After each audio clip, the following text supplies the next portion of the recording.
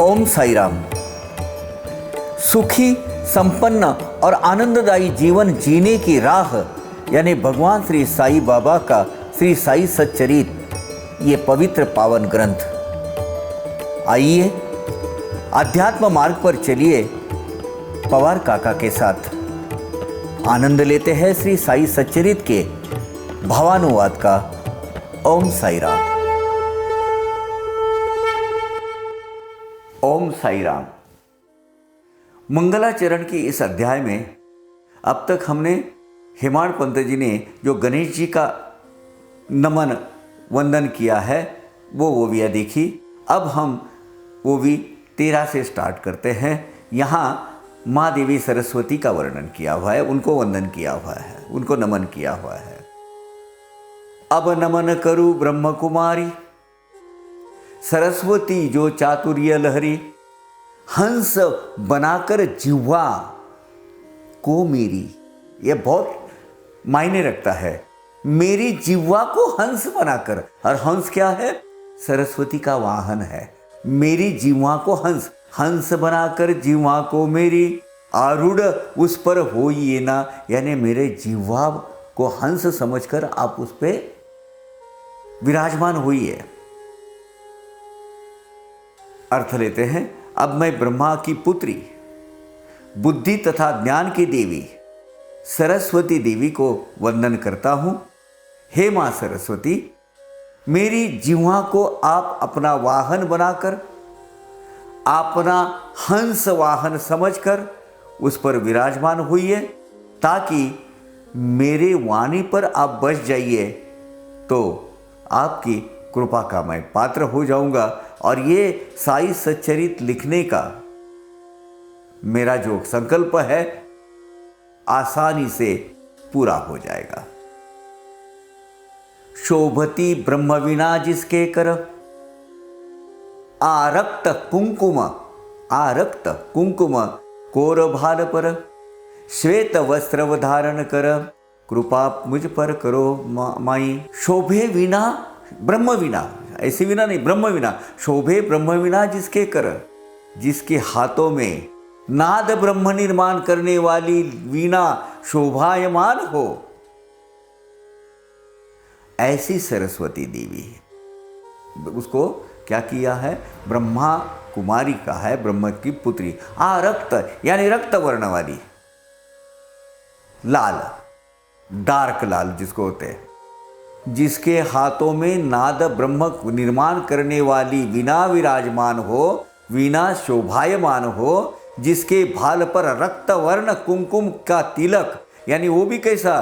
चंद्र की कोर होती है, चंद्र की कोर के समान शोभायमान हो, हंस जिसका वाहन हो, और जिसने श्वेत वस्त्र, सफेद वस्त्र धारण किए हैं।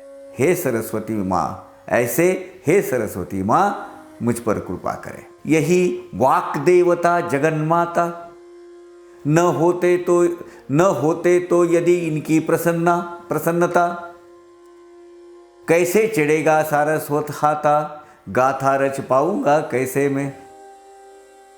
वाक देवता, वाक यानी वाणी, वाणी बोलना, वैखरी वाणी बोलना, यानी उसका संबंध वैखरी वाणी से। आगे चलकर हम देखेंगे वाणी के क्या प्रकार है, कितने हैं, हर एक वाणी कहाँ बसती है और उसका अर्थ क्या है। वाक देवता यानी वाणी की देवता, जगन माता, जगत माता, जग की माता, सारस्वत यानी वांग्मय की माता, वांग्मय की निर्माता।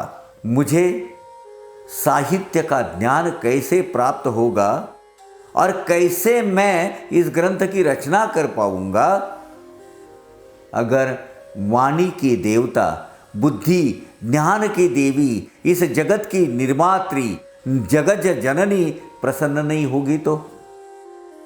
इसलिए हे जगत जननी सरस्वती माता, आपको आपकी जय जयकार हो और आपको नमन।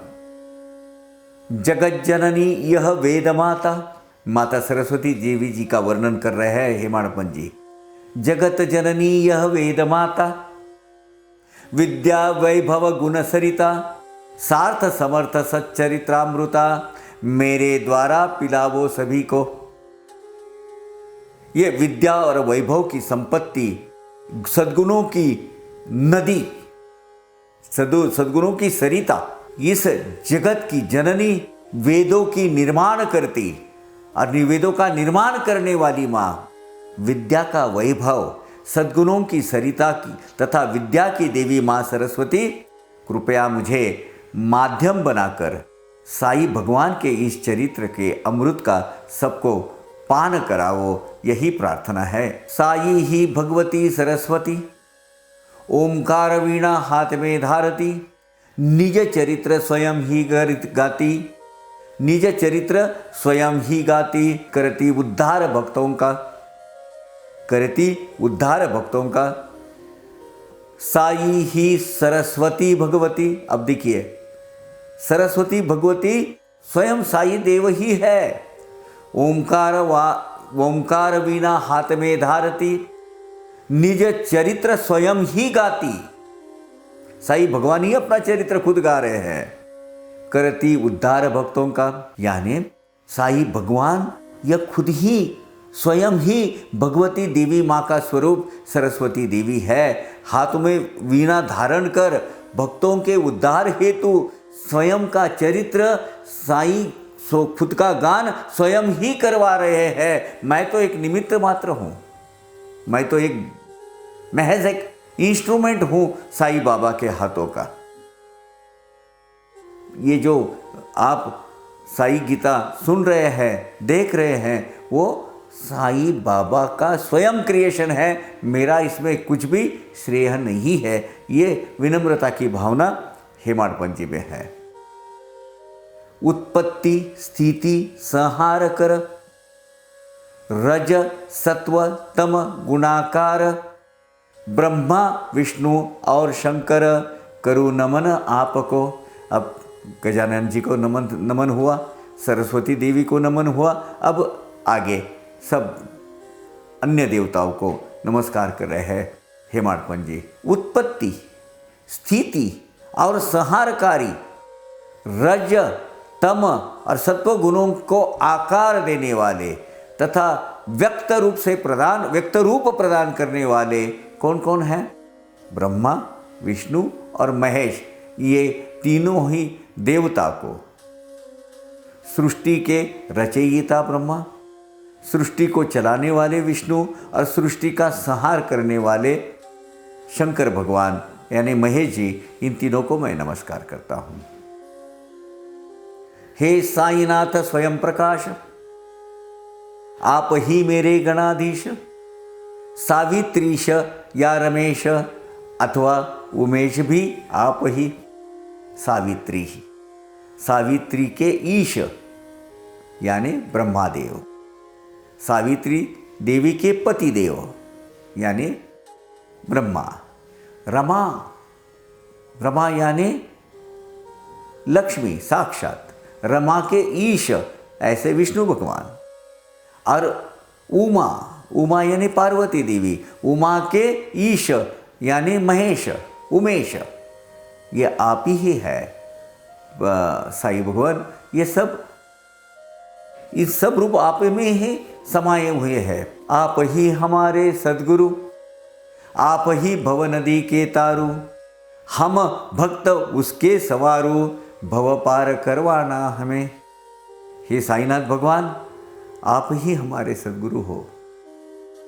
हमारे लिए तो आप ही संसार रूपी सागर की नौका हो, और हम भक्तगण उस नौका में सवार है। अब आप ही हमें इस भव सागर पार उतार देना प्रभु।